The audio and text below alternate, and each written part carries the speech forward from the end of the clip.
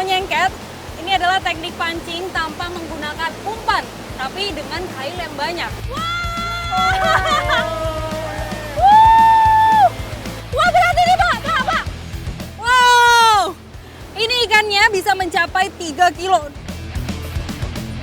Cukup sulit memang ini ngambil ini, karena akarnya sudah panjang sampai ke bawah. Ikuti jejak saya, jajak petualang.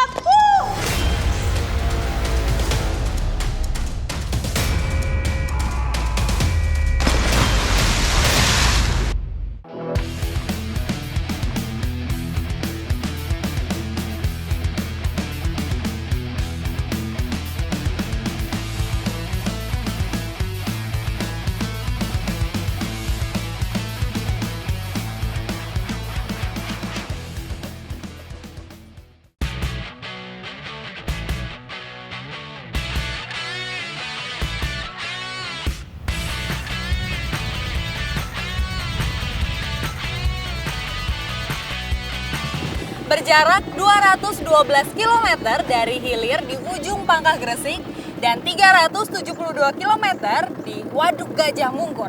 Bengawan Solo menjadi petualangan saya dalam ekspedisi sungai terpanjang di Pulau Jawa. Ikuti jejak saya, jejak petualang. Perjalanan saya menyusuri Bengawan Solo dimulai dari Kabupaten Bojonegoro. Titik tengah aliran sungai sepanjang kurang lebih 600 km ini. Terbentuk kurang lebih 4 juta tahun silam, Bengawan Solo masih menyimpan relasi sungai dan warga sepanjang bantaran. Salah satunya perahu tambangan. Tambangan jadi bagian tak terpisahkan bagi warga Bojonegoro yang tinggal di sekitar Bengawan Solo. Warga dari berbagai latar belakang sosial menaiki tambangan ini setiap harinya.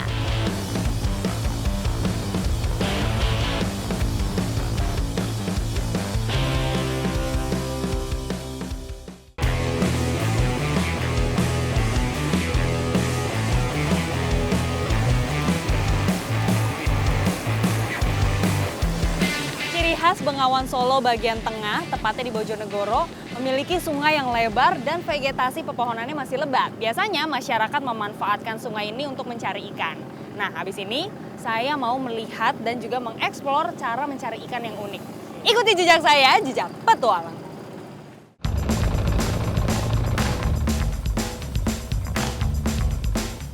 Bengawan Solo berhulu di Waduk Gajah Mungkur, Wonogiri, Jawa Tengah, dan bermuara di ujung Pangkah, Gresik, Jawa Timur. Sungai ini dinamakan Bengawan Solo karena dulunya berpusat di Desa Solo, yakni ibu kota kerajaan Kertosuro. Di sepanjang aliran Sungai Bengawan Solo, terdapat 4 bendungan yang masing-masing terletak di bagian hulu, tengah, dan hilir. Di bagian hilir, terdapat bendungan Gerak Sembayat, yang berfungsi untuk mengairi lahan sawah di wilayah Gresik dan Lamongan. Sementara di bagian tengah, Bendung Gerak Bojonegoro berfungsi mengairi lahan persawahan Blora dan Bojonegoro. Ayo Pak, dekat. Selain menjadi sumber air bagi persawahan, Bendung Gerak Bojonegoro juga menjadi lokasi perburuan ikan bagi warga sekitar.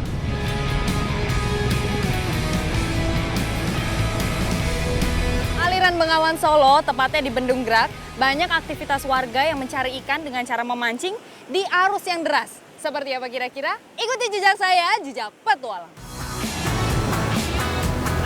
Musim hujan menjadi saat paling tepat untuk memancing di Bendung Gerak.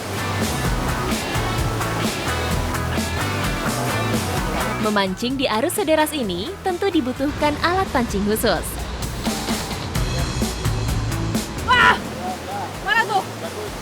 Lumayan ya Pak. Garong atau nyengket, ini adalah teknik pancing tanpa menggunakan umpan, tapi dengan kail yang banyak. Ini kailnya saya bisa mencapai belasan. Jadi kalau beruntung bisa dapat ikan mungkin lebih dari 1. Ya, tapi kita nggak dapat Pak. Mancing garong adalah teknik mancing dengan cara cepat-cepat menarik pancing yang sudah dilempar. Tujuannya supaya ada ikan yang terseret. Ikan yang terpancing biasanya ikan-ikan permukaan. Serius? Mana? Wuh! Keren! Wah! Dapat ikan patin ya? Jendil, Jendil patin? ikan bau, Ikan bau. jendil ini kalau di sini jendil.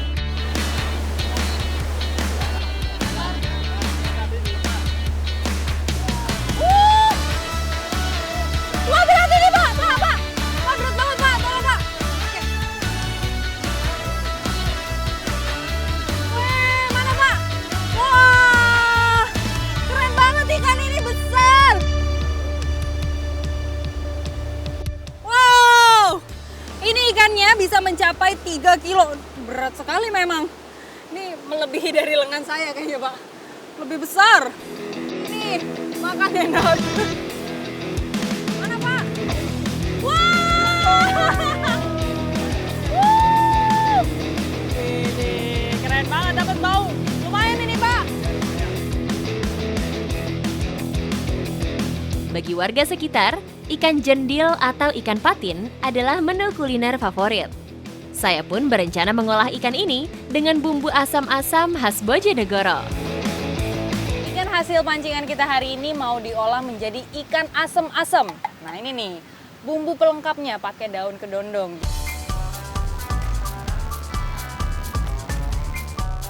Rasa asam dari daun kedondong diracik dengan rasa pedas dari cabai menjadi perpaduan yang cocok.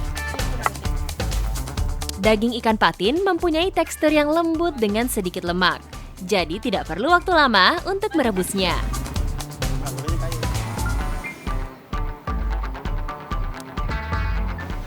Ikan patin asem-asem sudah menggoda perut saya. Jadi langsung makan aja yuk, Pak. Siap? Yuk. Santaplah sudah.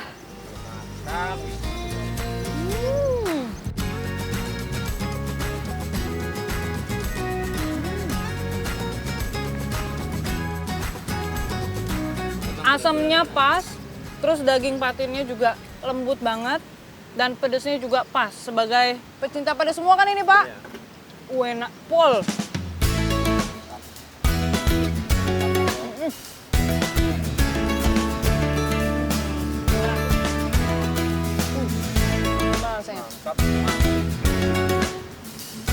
Jadi inilah sensasinya menikmati ikan patin yang langsung dari sungainya, langsung dipancing. Jadi ikannya masih fresh, masih segar.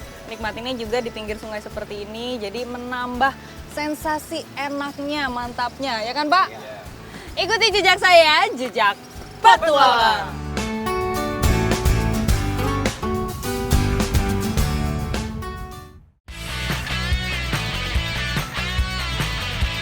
Ekspedisi saya menuju Hulu Bengawan Solo terus berlanjut. Mengutip lirik lagu Bengawan Solo yang termasyur, sungai ini memang mengalir sampai jauh. Meliuk-meliuk menembus 15 kota dan kabupaten di Jawa Tengah, juga Jawa Timur. Sebentar lagi saya akan memasuki wilayah Sragen, Jawa Tengah sebelum meninggalkan Ngawi di Jawa Timur. Jadi memang Sungai Bengawan Solo ini menjadi pertanda perbatasan kedua provinsi tersebut. Ikuti jejak saya, jejak petualang. Memasuki Jawa Tengah, Sungai Bengawan Solo jadi kian sempit. Akhirnya perjalanan saya menyusuri Bengawan Solo sampai di kota Solo. Memang dari karakteristik sungainya ini di kanan kiri sudah banyak sekali sampah-sampah atau limbah rumah tangga yang membuat saya tergerak untuk membersihkan sampah-sampah bersama warga sekitar. Memasuki kota Solo, karakteristik aliran Bengawan Solo berbeda dari daerah yang saya lalui sebelumnya. Vegetasi pepohonan kian jarang berganti menjadi pemukiman padat penduduk. Belum lagi beraneka jenis sampah menjadi pemandangan yang biasa. Bersama pegiat lingkungan Sabar Gorki, hari ini saya akan mengikuti kegiatan rutin bersih-bersih Bengawan Solo. Berarti dari sini kita jalan kira-kira berapa meter sampai sana? Ini sekitar 100 meter. Sekarang saya akan menuju lokasi yang banyak sampahnya karena kita akan bersih-bersih sampah di sungai ini. Ikuti jejak saya, jejak petualang. Sampah yang jadi target saya kali ini sebenarnya bukan sampah plastik atau limbah pabrik, melainkan sampah organik berupa eceng gondok. Kalau sudah ditumbuhi eceng gondok atau kangkung seperti ini menandakan kalau sungai ini memang tercemar. Makanya kita harus rajin untuk bersih-bersih. Pak, saya mau pinjam aritnya. Oke nih, Fer. Membersihkan eceng gondok ternyata tidak semudah yang saya kira. Cara mengambilnya harus sampai ke akar supaya dia tidak tumbuh lagi. Karena sebenarnya di bawah sini tuh ada tanah, makanya dia bisa tumbuh eceng gondok dan juga kangkungnya.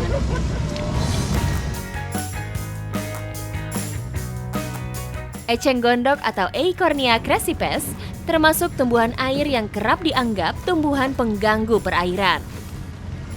Pertumbuhannya yang sangat pesat bisa mengakibatkan gangguan ekosistem air.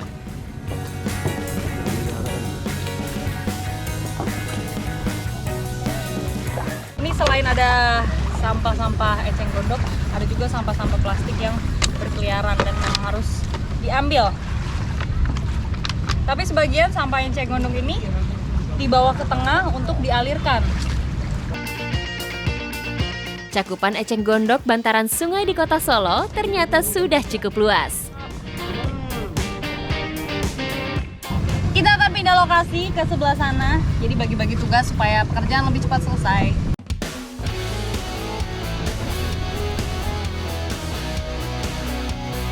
Keberadaan eceng gondok menjadi bukti beragamnya pencemaran aliran Bengawan Solo. Salah satunya merkuri.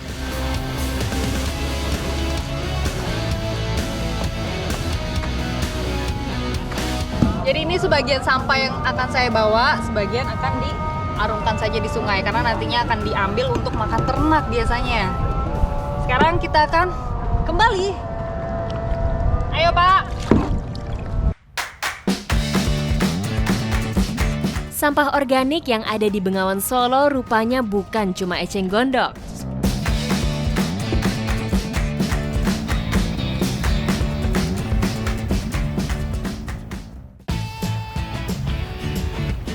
Bengawan Solo merupakan induk bagi sekitar 2.200 anak sungai. Karakteristik Bengawan Solo nih memang mempunyai banyak anak sungai dan arusnya sangat deras, apalagi sebelumnya itu curah hujannya tinggi ya. Ya, segitulah. Mengakibatkan banyak sekali sampah-sampah bambu yang nyangkut di bawah jembatan ini. Oke. Saya mau turun ke bawah untuk membersihkan sampah bambu-bambunya.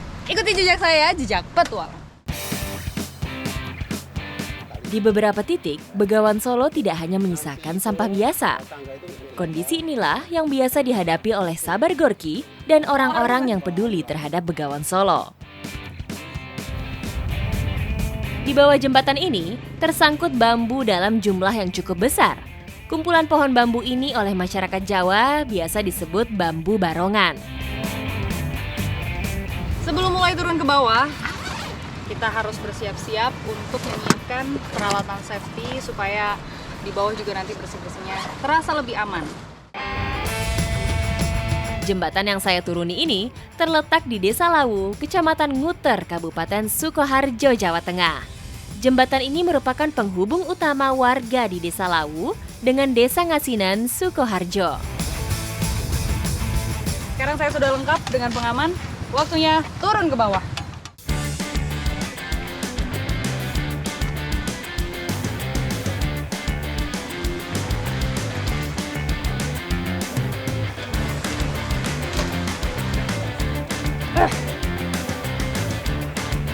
Akhirnya sampai juga di bawah. Jadi kita bagi tugas. Yang bagian atas itu ada warga lokal, yang di bagian bawah kita pakai perlengkapan alat-alat safety. Berbekal peralatan seadanya, saya mulai menebang bambu barongan. Bambunya selain keras dan juga di sini besar-besar, makanya harus dipotongin dulu kecil-kecil seperti ini supaya bisa dihanyutkan. Berada cukup dekat dengan Hulu Bengawan Solo, membuat aliran di sungai ini cukup deras. Saya bersama warga setempat dan relawan harus berhati-hati saat membersihkan bambu barongan. Pekerjaan yang cukup sulit, tapi ini memang rutin dilakukan beramai-ramai seperti ini, apalagi kalau lagi musim banjir. Bambu barongan yang tersangkut seperti ini sangat membahayakan fondasi jembatan. Jika tidak segera dibersihkan, bisa-bisa jembatan akan terputus. Untuk membersihkan sampah bambu seperti ini memang harus melihat cuaca. Kalau di hulu sedang hujan deras, otomatis di sini airnya akan semakin deras alirannya. Dan di sini jadinya bisa banjir ya, Pak? Iya. Kalau sudah banjir akan membahayakan kita.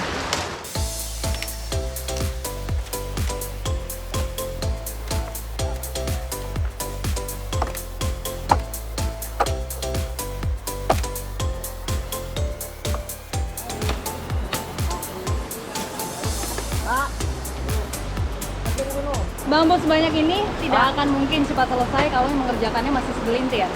Nah, makanya nanti akan ada yang datang untuk membantu juga. Tapi setelah ini, saya akan melanjutkan kegiatan saya di bagian Hulu Bengawan Solo. Ikuti jejak saya, jejak petualang.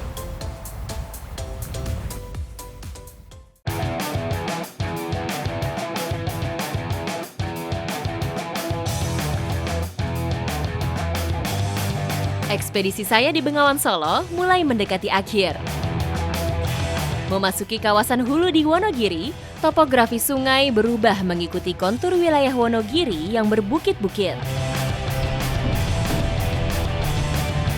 Akhirnya sampai di atas ini.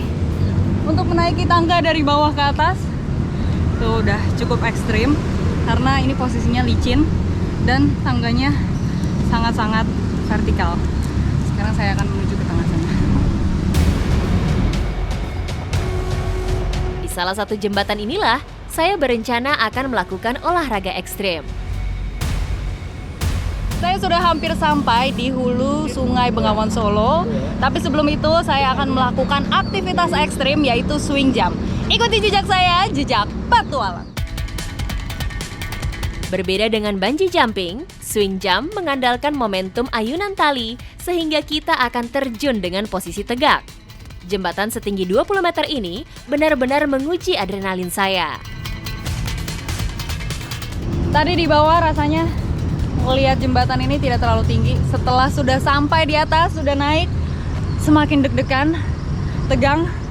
Ini tangan saya sampai bergetar dan ini berdebarnya jauh lebih cepat.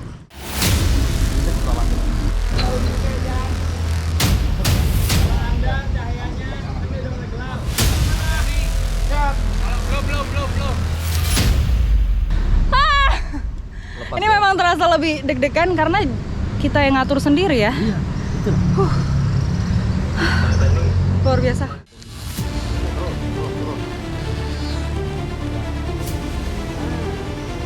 Lepas. Tangan kananmu lepas. Les. Udah, kamu sampai tujuan. Oke. Jangan terus. Sebelum meloncat, saya akan diulur beberapa meter ke bawah hingga bergelantungan. Saya sekarang sudah berada di tengah-tengah. Habis ini, saya akan melepas tali yang ada di sebelah kanan saya dan terjun ke bawah. Tali sudah terulur. Waktunya bagi saya untuk meloncat. Ikuti jejak saya, jejak petualang.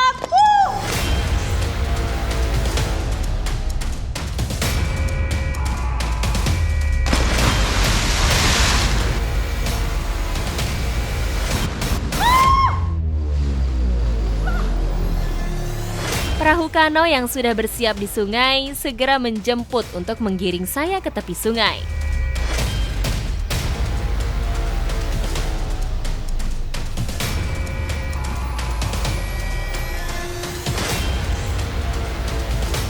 Luar biasa. Mas, makasih ya. Ya, sama-sama, Mbak. Tapi memang tadi rasanya di atas tuh deg-degannya luar biasa. Setelah sudah turun, semua rasanya plong hilang. Dan seru banget.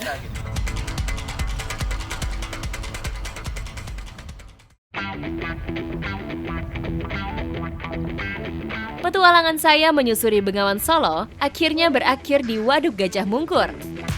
Dari sinilah Sungai Bengawan Solo bermula. Waduk Gajah Mungkur merupakan salah satu waduk terluas di Indonesia.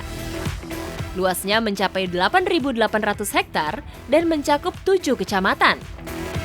Selain menjadi pengendali banjir daerah aliran Sungai Bengawan Solo, waduk yang mulai beroperasi sejak 1982 ini dimanfaatkan untuk mengairi 20.000 hektar sawah di Sukoharjo, Klaten, Karanganyar, hingga Sragen. Bagi warga sekitar, waduk ini menjadi sumber untuk mencari ikan. Mencari ikan menggunakan jaring itu memang sudah biasa. Yang tidak biasa adalah mencari ikan sambil berenang sampai ke tengah danau menggunakan ban karet. Ikuti jejak saya, jejak petualang. Sekarang kita mau mulai naik di atas ban karena memang kalau ketinggian airnya sudah lebih dari dada akan susah naiknya. Kaki kiri. Kaki kiri yang masuk. Oh, kaki kiri. Ya, kaki kiri. Kegiatan mencari ikan dengan jala ini oleh warga setempat disebut ngampul.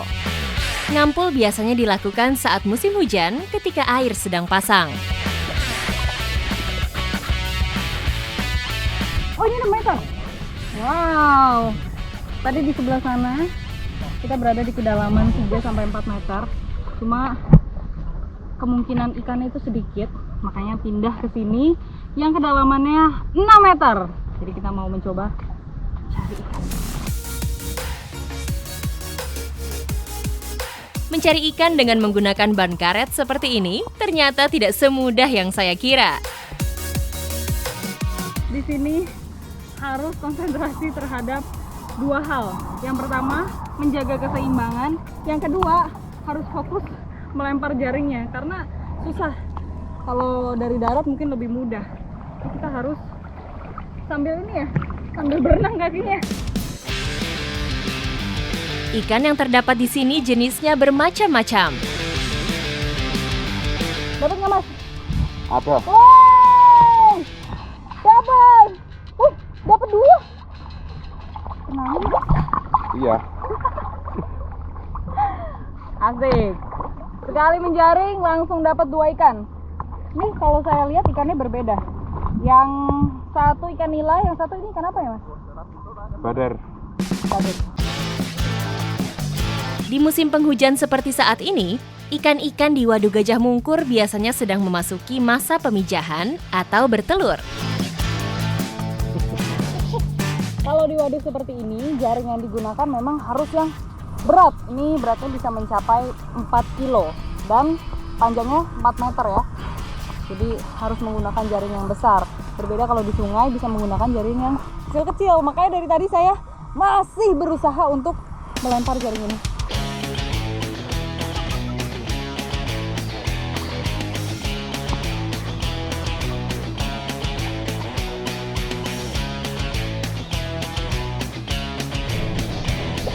Setelah jaringnya sudah disebar, dibentang, kita langkah selanjutnya akan berenang sampai membentuk spiral tadi. Nah, tapi berenangnya keluar dari balon ya, supaya lebih enak. Masa pemijahan membuat ikan cenderung pasif sehingga lebih sulit untuk dijaring. Untuk mengakalinya, perlu dibuat riak-riak air dari gerakan kaki seperti ini supaya ikan bergerak dan terperangkap di dalam jala. Nah, cara berenangnya kakinya harus kayak gini. Ini untuk nakut-nakutin ikan supaya ikannya ngumpul ke tengah-tengah dan terperangkap di jaring. Cara berenangnya, posisi badan tengkurap seperti ini dan setengah badannya lagi itu berada di atas ban supaya lebih mudah berenangnya. Lalu kakinya di-kick seperti ini supaya ikannya takut.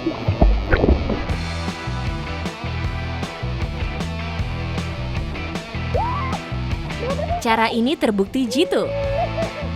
Wah, kalau prediksi nelayan itu udah pasti tepat sekali karena ini langsung dapat ikan. Tadi Bapak bilang pasti dapat ikan.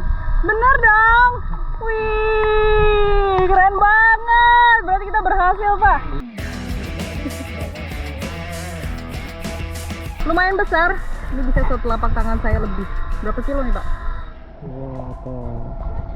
Setengah kilo saja. Tidak apa-apa, ayo kita masukkan.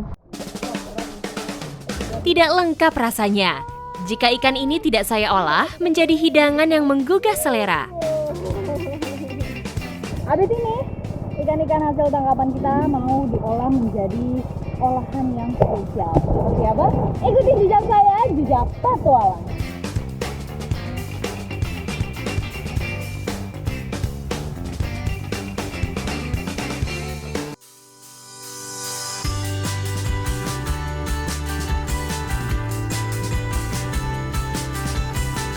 Bukan cuma baksonya saja yang terkenal, Wonogiri juga menyimpan banyak olahan khas lain yang tidak kalah lezat.